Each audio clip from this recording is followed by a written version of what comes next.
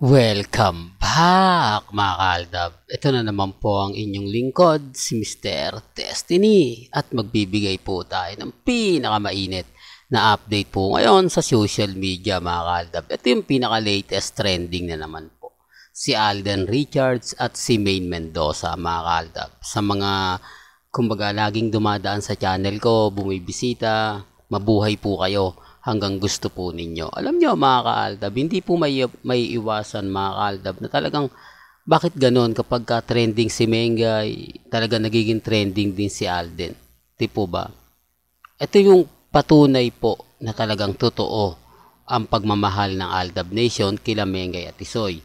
Tapos kay Nunez po, kay Rambo at kay Maha, ang dami pong update.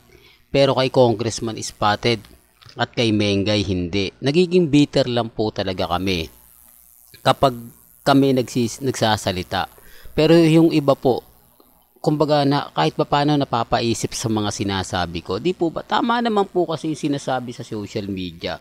Yung mga komento, bakit lang daw nakatayo si Congressman Spotted, ni hindi man lang daw lumapit para magmano kay Henyo Master Joey De Leon. Tapos sasabihin nila mga kalda, bitter lang daw po ako sa TBJ, bitter daw po ako sa EAT. Paanong bitter eh? Kumbaga, kami nga po nagpaangat sa Itbulaga eh. Aldab Nation nga po ang bumuhay sa Itbulaga, yung pabagsak na.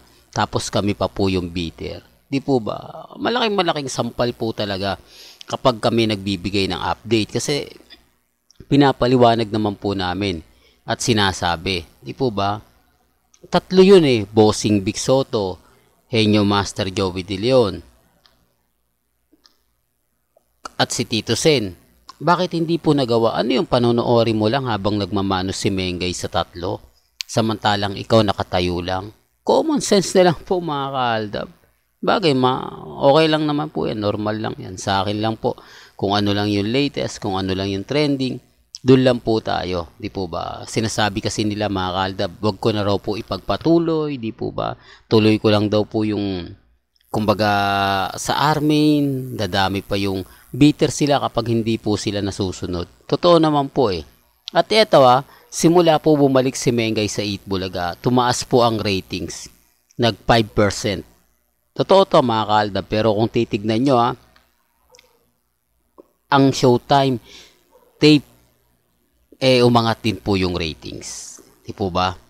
Kaya nga po ganito yung ginawa nila. Kaya nga po yung bakasyon ni Mengay, inudlot nila, tama na yung bakasyon Mengay.